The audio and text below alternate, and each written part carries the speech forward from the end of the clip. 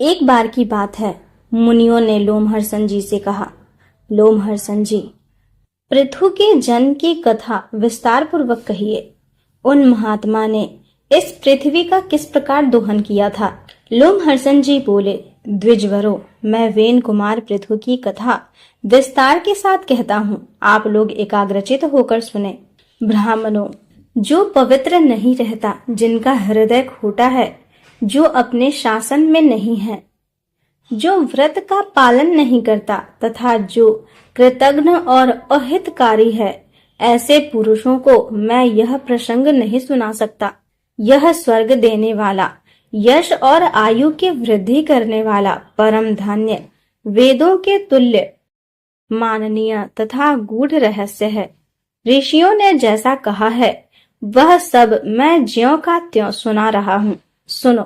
जो प्रतिदिन ब्राह्मणों को नमस्कार करके वेन कुमार पृथु के चरित्र का विस्तार पूर्वक कीर्तन करता है, उसे अमुक कर्म मैंने किया है और अमुक नहीं किया, इस बात का शोक नहीं होता। पूर्व काल की बात है, अत्रि कुल में उत्पन्न प्रजापति अंग बड़े धर्मात्मा और धर्म के रक्षक थे। वे अत्रि के समान ही तेजस्वी थे। उनका पुत्र वेन था, जो धर्म के तत्व को बिल्कुल नहीं समझता था। वेन का जन्म मृत्यु कन्या सुनीता के गर्भ से हुआ था। अपने नाना के स्वभाव दोष के कारण वह धर्म को पीछे रखकर काम और लोभ में प्रवृत्त हो गया।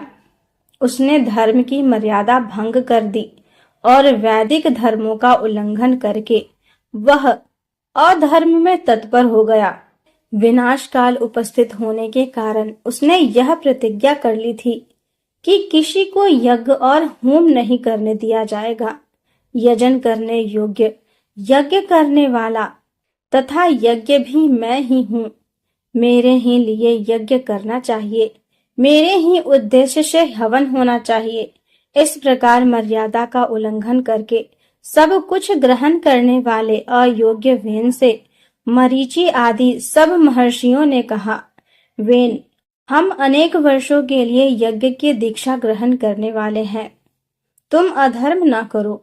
यह यज्ञ आदि कार्य सनातन धर्म है। महर्षियों को यों कहते देख खोटी बुद्धि वाले वेन ने हंसकर कहा, अरे मेरे सिवा दूसरा कौन धर्म का सृष्टा है? मैं किसकी बात सुनूं? विद्या, पराक्रम, तपस्या और सत्य के द्वारा मेरी समानता करने वाला इस भूतल पर कौन है? मैं ही संपूर्ण प्राणियों की और विशेषतः सब धर्मों का उत्पत्ति का कारण हूँ।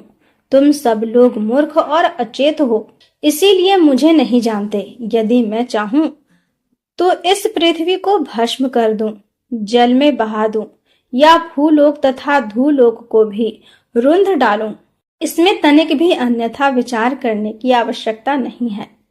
जब महर्षिगण वेन को मोह और अहंकार से किसी तरह हटा न सके, तब उन्हें बड़ा क्रोध हुआ। उन महात्माओं ने महाबली वेन को पकड़कर बांध लिया। उस समय वह बहुत उछल कूद मचा रहा था। महर्षि कुपित तो थे ही, वेन की बाईं जंघा का मंथन करने लगे।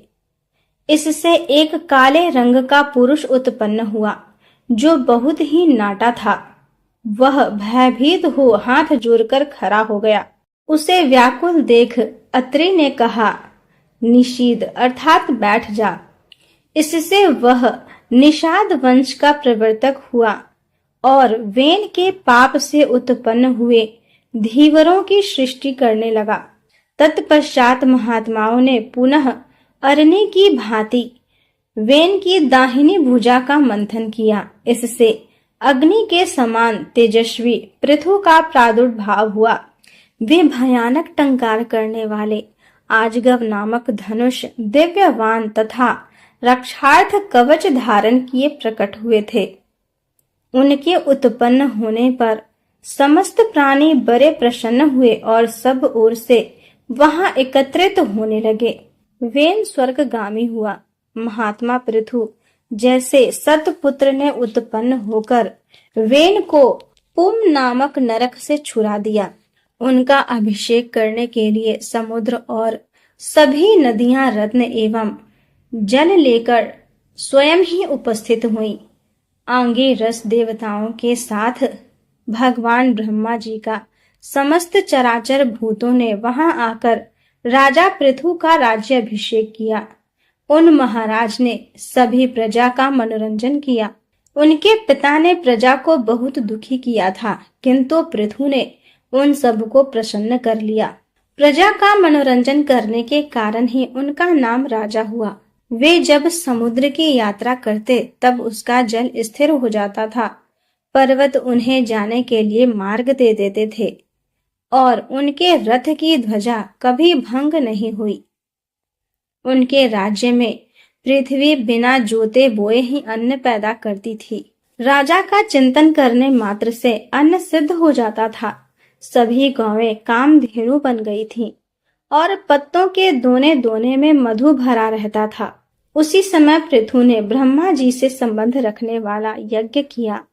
उसमें शोभा भीष्म के दिन सुति अर्थात सोम रस निकालने की भूमि से परम बुद्धिमान सूत की उत्पत्ति हुई।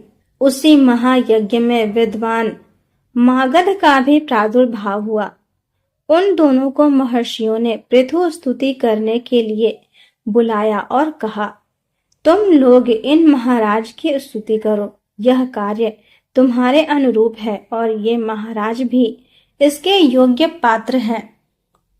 यह सुनकर सूत और मागध ने उन ऋषियों से कहा, हम अपने कर्मों से देवताओं और ऋषियों को प्रसन्न करते हैं। इन महाराज का नाम, कर्म, लक्षण और यश कुछ भी हमें ज्ञात नहीं है, जिससे इन तेजस्वी नरेश की हम स्तुति कर सकें। तब ऋषियों ने कहा, भविष्य में होने वाले गुणों का उल्लेख करते हुए स्तुति करो। उन्होंने वैसा ही किया। उन्होंने जो जो कर्म बताए उन्हीं को महाबली पृथु ने पीछे से पूर्ण किया। तभी से लोक में सूत, मागध और बंदी जनों के द्वारा आशीर्वाद दिलाने की परिपाटी चली। वे दोनों जब स्तुति कर चुके तब महाराज पृथु ने अत्यंत प्रसन्न होकर अनुपदेश का राज्य सूत को और मगध का मागध को दिया। पृथु को देखकर अत्यंत प्रसन्न हुई प्रजा से महर्षियों ने कहा, ये महाराज तुम्हें जीविका प्रदान करने वाले होंगे। यह सुनकर सारी प्रजा महात्मा राजा पृथु की ओर दौड़ी और बोली, आप हमारे लिए जीविका का प्रबंध कर दें। जब प्रजाओं ने उन्हें इस प्रकार घेरा तब वे उनका हित करने की इच्छा से धनुषवान हाथ में ले पृथ्वी की ओर दौड़े। पृथ्वी उनके भय से थर्रा उठी और गौ का रूप धारण करके भागी। तब पृथु ने धनुष लेकर भागती हुई पृथ्वी का पीछा किया। पृथ्वी उनके भय से ब्रह्मलोक आदि अनेक लोकों में गई, किंतु सब जगह उसने धनुष लिए हुए पृथु को अपने आगे ही देखा। अग्नि के समान प्रज्वलित तीखे बाणों के कारण उनका तेज और भी उद्दीप्त दिखाई देता था। वे महान योगी महात्मा देवताओं के लिए भी दुर्धर्ष प्रतीत होते थे। जब और कहीं रक्षा न हो सकी तब तीनों लोगों की पूजनिया पृथ्वी हाथ जोड़कर फिर महाराज पृथु की ही शरण में आई और इस प्रकार बोली, राजन, सब लोग मेरे ही ऊपर स्थित हैं। मैं ही इस जगत को धारण करती हूँ। यदि मेरा नाश हो जाए तो समस्त प्रजा नष्ट हो जाएगी। इस बात को अच्छी तरह समझ लेना। भूपाल, यदि तुम प्रजा का कल्याण चाहते हो तो मेरा वध ना करो। मैं जो बात कहती हूँ उसे सुनो। ठीक उपाय से आरंभ किए हुए सब कार्य सिद्ध होते हैं। तुम उस उपाय पर ही दृष्टिपात करो जिससे इस प्रजा को जीवित रख सकोगे। मेरी हत्या करके भी तुम प्रजा के पालन पोषण में समर्थ न होगे। महामते, तुम क्रोध त्याग दो, मैं तुम्हारे अनुकूल हो जाऊंगी।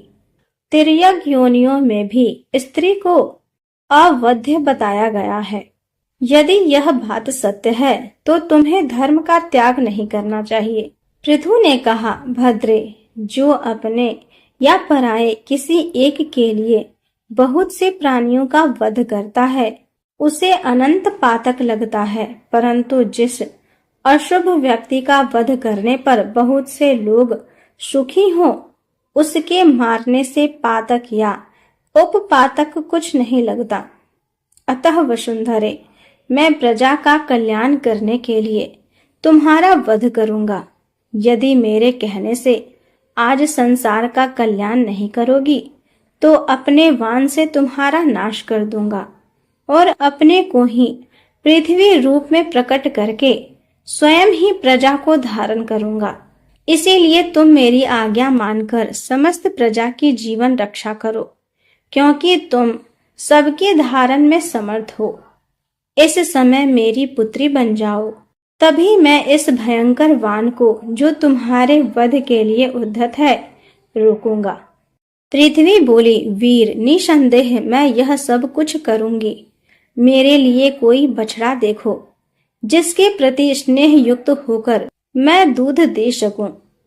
धर्मात्माओं में श्रेष्ठ भूपाल, तुम मुझे सब ओर बराबर कर दो, जिससे मेरा दूध सब ओर बह सके। तब राजा पृथु ने अपने धनुष की नोक से लाखों पर्वतों को उखाड़ा और उन्हें एक स्थान पर एकत्रित किया। इससे पर्वत बढ़ गए। इससे पहले की सृष्टि में भूमि समतल न होने के कारण पुरों अथवा ग्रामों का कोई सीमाबद्ध विभाग नहीं हो सका था।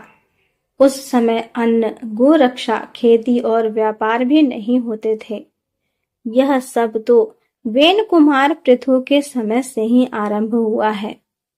भूमि का जो जो भाग समतल था, वहीं वहीं पर समस्त प्रजा ने निवास करना पसंद किया। उस समय तक प्रजा का आहार केवल फल मूल ही था, और वह भी बड़ी कठिनाई से मिलता था। राजा पृथु ने स्वयंभू मनु को बछड़ा बनाकर अपने हाथ में ही पृथ्वी को दूहा। उन प्रतापी नरेश ने पृथ्वी से सब प्रकार के अन्नों का दोहन किया। उसी अन्न से आज भी सब प्रजा जीवन धारण करती है। उस समय ऋषि, देवता, पितर, नाग, दैत्य, यक्ष, पुण्य जन, गंधर्व, पर्वत और वृक्ष सबने पृथ्वी को दूहा। उनके दूध, बछड़ा, पात्र और दूहने वाला ये सभी पृथक पृथक थे। ऋषियों के चंद्रमा बछड़ा बने, बृहस्पति ने दूहने का काम किया। तपोमय ब्रह्म उनका दूध था और वेद ही उनके पात्र थे। देवताओं ने सुवर्णमय पात्र लेकर पुष्टिकारक दूध दूहा। उनके लिए इंद्र बछड़ा बने और भगवान सूर्य ने दूहने का काम किया। पितरों का चांदी का पात्र था। प्रतापी यम बछड़ा बने। अंतक ने दूध दूहा। उनके दूध को स्वधा नाम दिया गया है। नागों ने तक्षक को बछड़ा बनाया। तुम्बी का पात्र रखा। ऐरावत नाग से दूहने का काम लिया और विष रूपी दुग्ध का दोहन किया। असुरों में मधु दूहने वाला था। उसने माया में दूध दूहा। उस समय विमोचन बछड़ा बना था और लोहे के पात्र में दूध दूहा गया था। यक्षों का कच्चा पात्र था। कुबेर बछड़ा बने थे। रजत नाभ यक्ष दूहने वाला था और अंतर ध्यान होने की विद्या ही उनका दूध था। राक्षसेंद्रों में सुमाली नामक राक्षस बछड़ा बना। रजत नाभ दूहने वाला था। उसने कपाल रूपी पात्र में शोणित रूपी दूध का दोहन किया। गंधर्वों में चित्ररथ ने बछड़े का काम पूरा किया। कमल ही उनका पात्र था। सुरुचि दूहने वाला था और पवित्र सुगंध ही उनका दूध था। पर्वतों में महागिरी मेरु ने हिमवान को बछड़ा बनाया और स्वयं दूहने वाला बनकर शिला में पात्र में रत्नों एवं औषधियों को दूध के रूप में दूहा। वृक्षों में पाकर बछड़ा था। खिले हुए शाल के वृक्ष ने दूहने का काम किया। पलाश का पात्र था और जलने तथा कटने पर पुनः अंकुरित हो जाना ही उनका दूध था। इस प्रकार सबका धारण पोषण करने वाली यह पावन वसुंधरा समस्त चराचर जगत की आधारभूता तथा उत्पत्ति स्थान है। यह सब कामनाओं को देने वाली तथा सब प्रकार के अन्नों को अंकुरित करने वाली है। गोरूपा पृथ्वी मेदिनी के नाम से विख्यात है। यह समुद्र तक पृथु के ही अधिकार में थी। मधु और कैटंभ के मेद से व्याप्त होने के कारण यह मेदिनी कहलाती है। फिर राजा पृथु की आज्ञा के अनुसार भूदेवी उनकी पुत्री बन गई, इसीलिए इसे पृथ्वी भी कहते हैं। पृथु ने इस पृथ्वी का विभाग और शोधन किया, जिससे यह अन्न की खान और समृद्ध शालिनी बन गई। गांवों और नगरों के कारण इसकी बड़ी शोभा होने लगी। वेन कुमार महाराज पृथु का ऐसा ही प्रभाव था। इसमें संदेह नहीं कि वे समस्त प्राणियों के पूजनीय और वंदनीय हैं।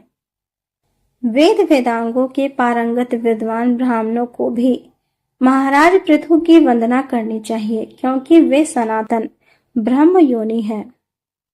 राज्य की इच्छा रखने वाले राजाओं के लिए भी परम प्रतापी महाराज पृथु ही वंदनीय है। युद्ध में विजय की कामना करने वाले पराक्रमी योद्धाओं को भी उन्हें मस्तक झुकाना चाहिए, क्योंकि योद्धा में वे अग्रगण्य थे। जो सैनिक राजा पृथु का नाम लेकर संग्राम में जाता है, वह भयंकर संग्राम से भी सकुशल लौटता है और यशस्वी होता है। वैश्य वृत्ति करने वाले धनी वैश्यों को भी चाहिए कि वे महाराज पृथु को नमस्कार करें, क्योंकि राजा पृथु सबके वृत्ति दाता और परम यशस्वी थे। इस संसार में परम कल्याण की इच्छा रखने वाले तथा तीनों वर्णों की सेवा में लगे रहने वाले पवित्र शूद्रों के लिए भी राजा पृथु ही वंदनीय हैं। इस प्रकार जहां पृथ्वी को दूहने के लिए जो विशेष विशेष बछड़े दूहने वाले दूध का पात्र कल्पित किए गए थे, उन सब का मैंने वर्णन किया। बोलिए पृथु महाराज की जय। आगे की कथा सुनने के लिए मेरे वीडियो को लाइक करें, अपने दोस्तों के साथ शेयर करें तथा मेरे चैनल को सब्सक्राइब करें। धन्यवाद।